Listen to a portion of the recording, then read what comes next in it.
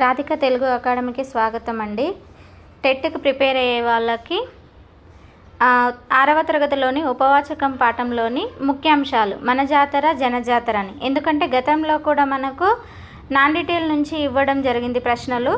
అందులో మనకు ప్రశ్నలు ఏ విధంగా ఇస్తారో చూద్దాం. ఇలా ముఖ్యాంశాలుగా చదువుకుంటే ఖచ్చితంగా మనం ప్రశ్న ఎలా ఇచ్చినా చేయగలుగుతాం. మొదటిది చూడండి, యాత్ర పదానికి వికృతి పదం జాతర.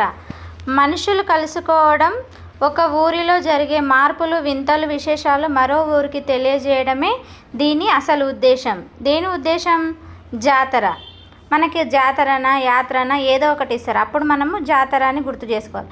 భారతదేశంలో జరిగే అతిపెద్ద జాతర మేడారం గిరిజన జాతర. మేడారం జాతర జరిగే స్థలం వరంగల్ జిల్లా తాడ్వాయి మండలం మేడారం గ్రామం. ప్రస్తుతం ఎక్కడుంది అది? ములుగు జిల్లా. ఎక్కడ? ములుగు జిల్లా.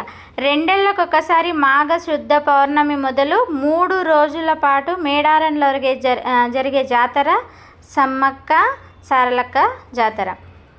గిరిజన హక్కుల కోసం పోరాడి దేవతలుగా పూజింపబడే వీర వనితలు ఎవరు అంటే సమ్మక్క సారలమ్మ.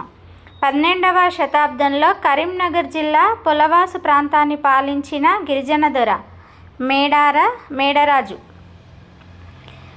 పులుల మధ్య ఆడుకుంటున్న సమ్మక్కను తెచ్చి పెంచుకున్న దొర ఎవరు? మేడరాజే. సమ్మక్కను వివాహం చేసుకున్న కాకతీయ సామంతుడు పగిడిగిద్ద రాజు. సమ్మక్క భర్త పేరేంటి? పగిడిగిద్ద రాజు.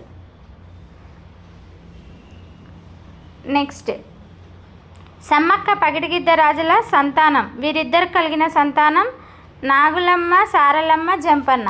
కాకతీయులతో వీరోచితంగా పోరాడి చివరికి సంపెంగ వాగులో దూకి వీరమరణం పొందినవాడు జంపన్న. యుద్ధంలో గాయపడి చిలకలగుట్టపై కుంకుమ భరణిగా కనిపించినది సమ్మక్క. కాకతీయుల కులదైవం ఎవరు? ఏకవీరాదేవి. సమ్మక్కకు జాతర చేయించమని కాకతీయ ప్రతాపరుద్రునికి ఆదేశించిన దేవత ఏకవీరదేవి. సమ్మక్క గాయపడిన చోటు తల్లిగద్దె. 3వ రోజు జాతరలో జరిగే చివరి ఘట్టం దేవతల వనప్రవేశం. సారలమ్మ వీరమరణం పొందిన చోటు పిల్లగద్దె. మేడారం జాతరలో బెల్లాన్ని ఏమని వ్యవహరిస్తారు? బంగారం. రాష్ట్ర ప్రభుత్వం మేడారం జాతరను ఎప్పటి నుండి అధికారికంగా నిర్వహిస్తుంది? 1996.